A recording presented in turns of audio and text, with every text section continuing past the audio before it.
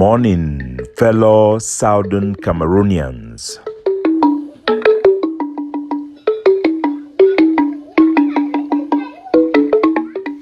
Today, na Sunday number 23 day for this month of February 2025.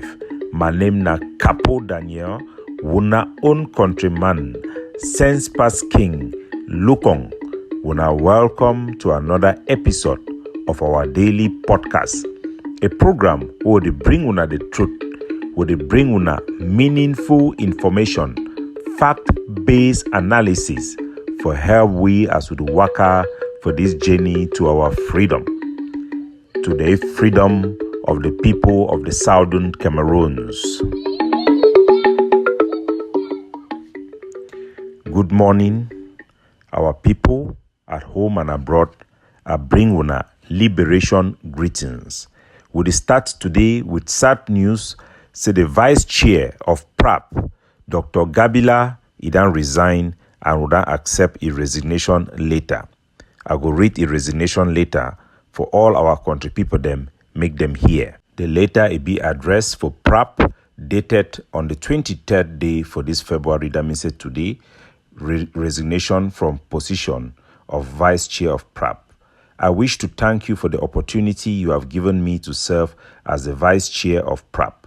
It has been an honor and privilege to work with you and to work on the peace plan paper, which I believe proposes a very useful and viable solution to end the current and ongoing conflict to bring the most desired peace to our people. I completely understand and appreciate your prerogative as chair to make critical decisions on behalf of the organization. However, the position of vice chair in public presupposes I know much more than I do about our activity and that I share responsibility over decisions, our vision and mission, and its implementation strategies, which I unfortunately don't, making me a ceremonial vice chair. For this reason, and in order to concentrate on other personal and professional duties, I do step down from my position of vice chair of our beloved organization, PRAP. I also withdraw my membership and participation in PRAP and its activity effective immediately. I wish you and the rest of the team well in pursuit of the agenda and the objectives of the organization and success in the peace plan paper. Sincerely signed, Professor Gabila, aka Dr. G. So this is not a good announcement. It is a very sad announcement. But I have to make the announcement, as you know, for public accountability, and that is just how things have to work effectively. Dr. G remains a personal friend of mine. He is somebody I have come to know, respect, and love. His faith in God and his family values, and I think I know even his family's back home in Southern Cameroon. This is somebody I've come to respect a lot during this our struggle.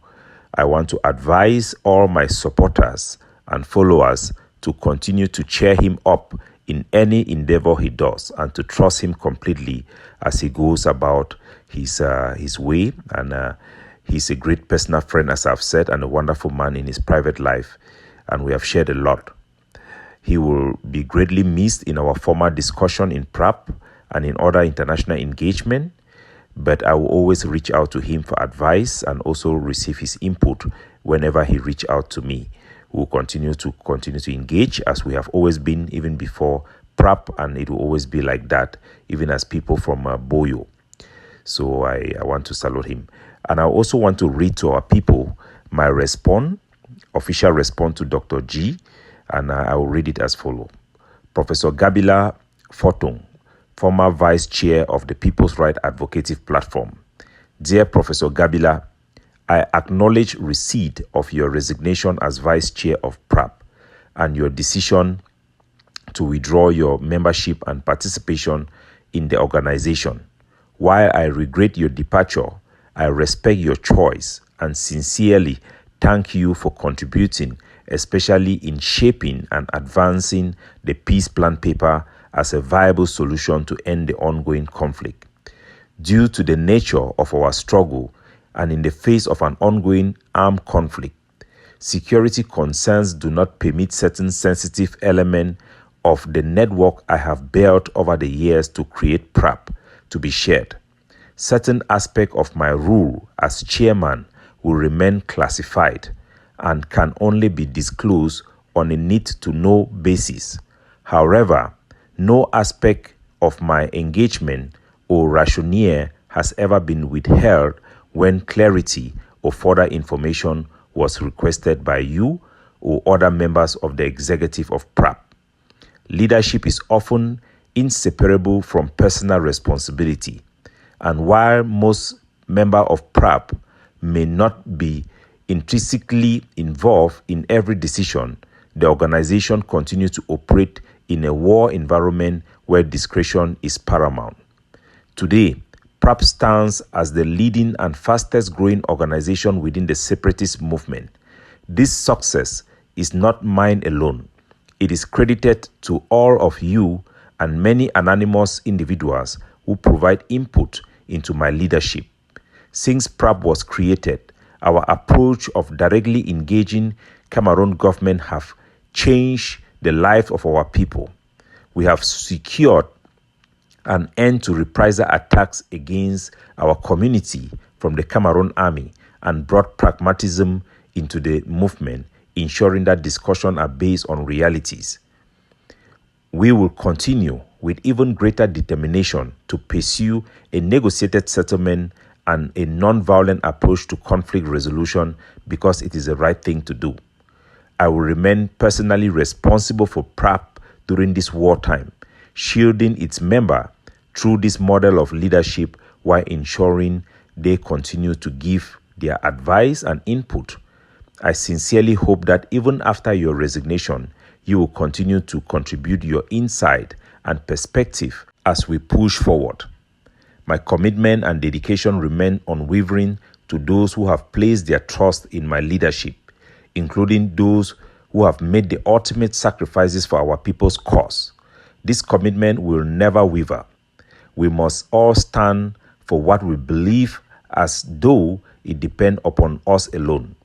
Even if it requires me to be a one-man army, I will continue to fight for what I believe in yesterday, today, and forever. I extend my best wishes to you in your personal and professional endeavors and appreciate the time and effort dedicated to our shared cause. The struggle continues. With respect and appreciation, Capo Daniel, Chairman, People's Right Advocacy Platform. With that, ladies and gentlemen, we move forward to what I would want to talk about, what is happening in PRAP, in the APJ platform that we created. When we created the APJ platform, it was a move to bring the various Ambazonian groups to come together and pursue this direct negotiation that PRAP had already started. For the past 2 years, PRAP have engaged the Cameroon government directly in order to seek for a negotiated settlement of this war. Our results have been wonderful. We have successfully end all Cameroon reprisal attack against our people and our villages. For the past 2 years, no village has been burned. Our influence has completely adopted the community education that have permitted schools to resume and the return of a large number of our IDPs back in ground zero. We have successfully bring our people's mind to the reality of our challenges so that we can advance with more pragmatism and logical thinking. We have provided an alternative voice for our people who have been frustrated with the corruption, misappropriation, excesses that our people have suffered within our separatist movement. And we will continue to do just that. When we bring these people to the APJ, a lot of Ambazonian groups did not join, and we appreciate everybody who joined, including Professor Asongo, which I personally choose and appointed as the chairman of this new group that we created called the APJ.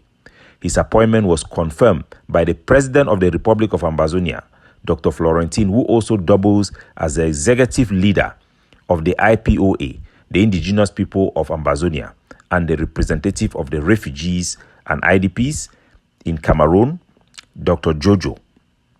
So the three of us basically appoint Songo, but it happens that we have to end that relationship. I've just been notified by Florentine that he has also fired Professor Songo due to the internal dynamic we have, which is less to say. He keep on insisting in the group that we created that the PPP have been submitted to Cameroon. The PPP have been submitted to Cameroon, and it reminds me of Sako, who, when even Cameroon have left the negotiation table in Switzerland, he keep on repeating, Cameroon is committed. Cameroon is committed. What a joke. Our people, we have to stop the politics of fighting to sit on the negotiation table. And people will continue to sit on that table even when the negotiations are finished. We should stop this ridiculous practice of power fighting. Professor Songo should understand something. You are not competent to lead any negotiation for Ambazonia. People who are competent to lead negotiations are people who have played a leading role in this Ambazonian uprising, irrespective of what you have contributed in this struggle. Many people have contributed in a supportive role. Sumo Vera Franklin is more an Ambazonian leader and more competent to negotiate on Ambazonia more than you. And there are several people who can negotiate for Ambazonia. People who can negotiate are people who have played an active role in leading the Ambazonian uprising. Ambazonian uprising is not the Anglophone movement. It's not ACNC. It's not the All Anglophone Conference. It is the movement that started up from 2016. Our struggle have predated that, but this conflict that we have with Cameroon started in 2016. And those who have played a leading role, who have led the nationalism of Ambazonia to promote the war, call for people to fight, promote the ideology, playing a leading role. Leading role is different from supportive role. Everybody should know their place. So we will continue to see this type of ridiculous things, but we moved. So our people should understand. I see the AGOVC, they are posting that Cameroon have contacted them to negotiate. Cameroon want to negotiate. And they are proud. And this is the problem we have in our struggle, where people take the life of our people for joke. The same AGOVC, whose leader, Ayabacho, said that Cameroon government sent a negotiation team in Norway, and he abandoned them in the hotel. He did not go to see them. A negotiation team that we know, he agreed for them to come to Norway. He had written to the Cameroon government that he want negotiation. They come, he abandoned them because he seeks more popularity and to go and do showmanship on social media than to do what it takes to liberate our people. How can your group today be happy that Cameroon have approached you to negotiate? When they came there to meet you, what did you do? You did not negotiate in Switzerland? Did you not negotiate in Canada? Our people should stop this stupidity. A group that said that he will never talk to Cameroon until Cameroon will go leave our land. Cameroon will negotiate. Today want to be happy, thinking that our people are so stupid to celebrate that Cameroon have contacted them to negotiate.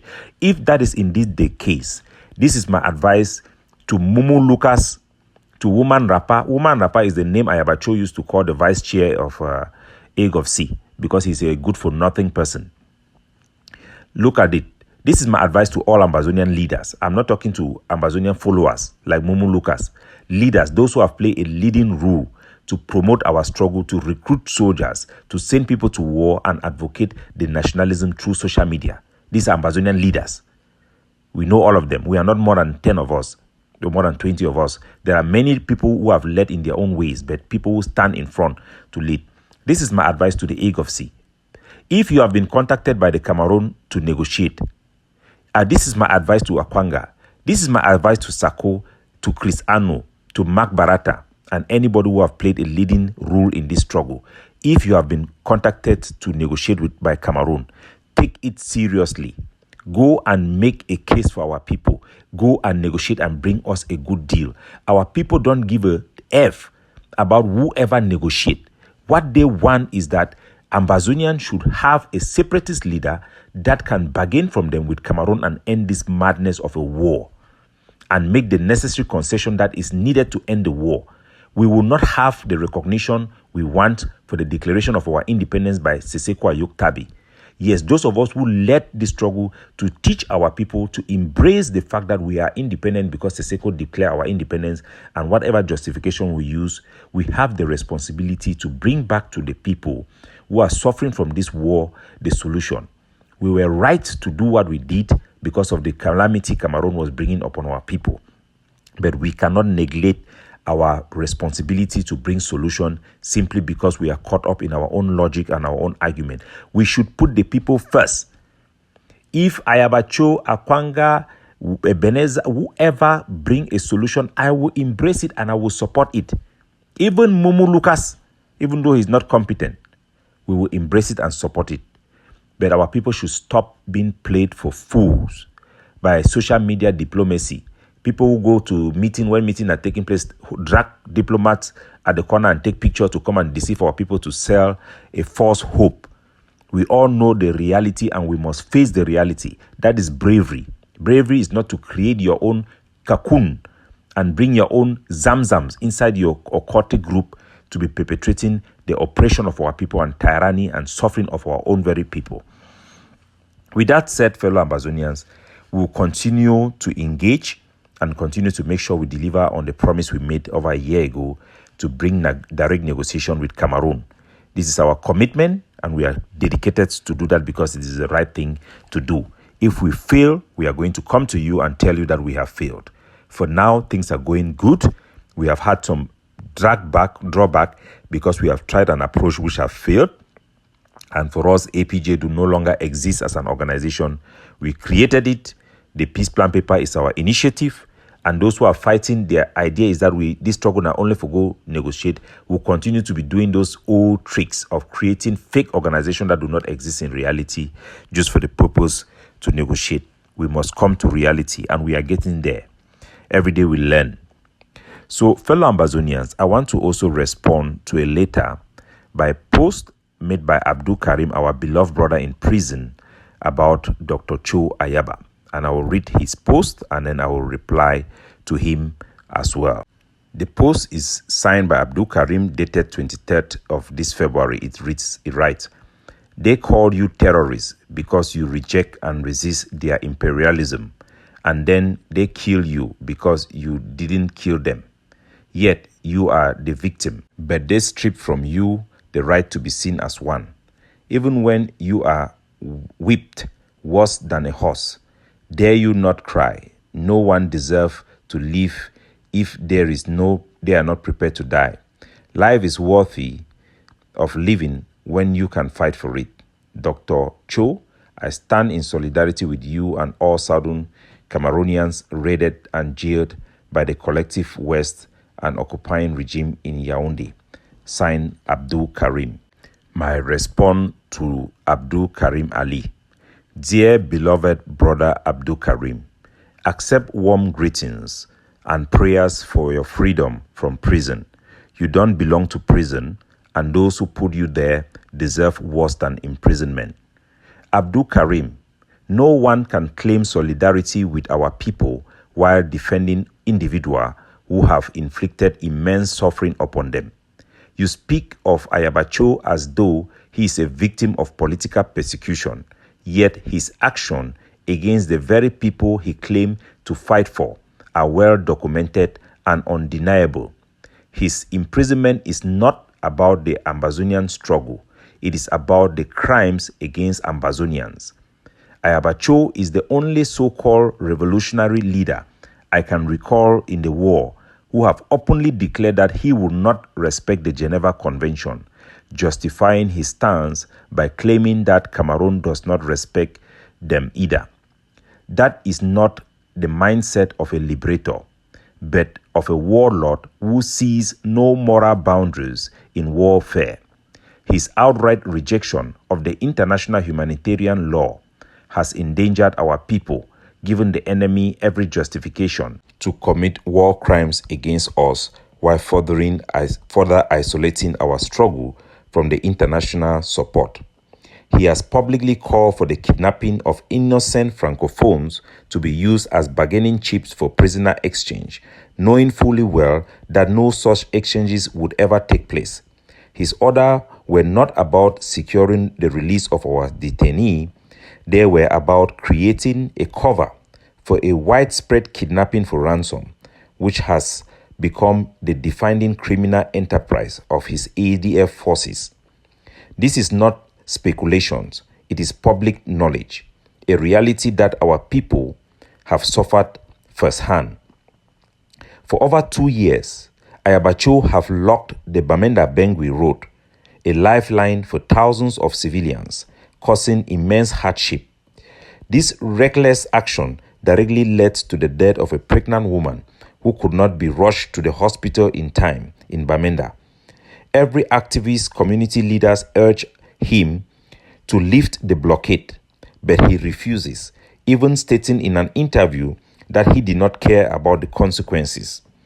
The only logical reason behind the inhumane decision to block the Bamenda-Bengui Road was to facilitate his extortion from Fingi traders, choosing financial gain over the life of our people. He ordered the burning of the ancestral palace of Iwai village, an act of cultural destruction rooted in personal vendetta rather than any strategic necessity. His so-called liberation tax is nothing but legalized extortion, forcing every citizen, regardless of their means, to pay for their own oppression. Under his leadership, the ADF have turned kidnapping into a business, robbing ordinary Ambazonians of their life, their safety, and livelihood.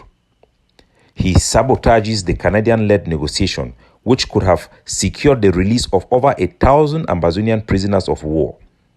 It was not an act of resistance against Cameroon, but a selfish maneuver to protect his personal political standing, because he feared that the release of Ayok Tabi and other leaders would overshadow him. So he actively worked to block the process, sacrificing the freedom of our brothers and sisters in prison for his own ambition. The list of Ayabacho's atrocities are staggering. He ordered the natural killing in Bamenda, where over 10 innocent civilians were murdered in cold blood based on false accusation. He sanctioned the public execution in Gozang that was announced by his spokesperson.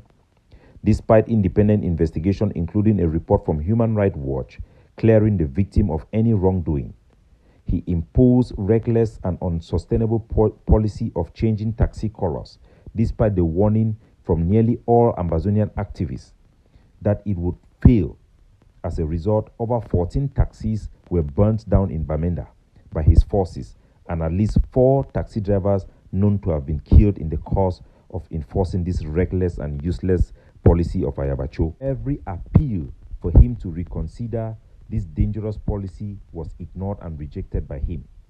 How can anyone look on this fact and still call him a liberator?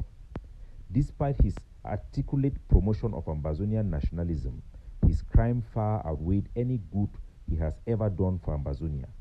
A true leader does not terrorize his own people. A true revolutionary does not sacrifice innocent life for personal power. His actions have isolated our people from the struggle, weakening our movement, and even given the enemy an excuse to escalate the war against us. Abdul Karim, how can you ignore these realities? How can you stand with a man whose legacy is defined by oppression, extortion, brutality against his own people? His imprisonment is not an attack on Ambazonian freedom. It is a necessity reckoning of his countless victims he has left behind. The charges against him in no way are not a fabrication. They reflect the undeniable truth that his crimes have made him a liability to our cause. Freedom fighters like Nelson Mandela were jailed for resisting oppression, not for committing crimes against their own people. True revolutionaries are falsely accused by the enemy, not justly condemned by their own people. Ayabacho imprisonment should be seen for what it is, a relief for the people he has terrorized, and a chance for the Ambazonian struggle to cleanse itself of the criminal elements that have tainted its legacy. If you truly stand in solidarity with Ambazonia, then stand with the victim, not their oppressor. Stand with the innocent life lost to the greed and recklessness of their oppressors. Stand with the families who have been torn apart by the extortion and brutality of Ayabacho. Stand with those who have given everything in this struggle, not with those who have hijacked it for their personal gains. True solidarity means seeking justice for the oppressed, not defending those who have betrayed them. Signed, Capo Daniel. Capo Daniel, looking out for you, signing off.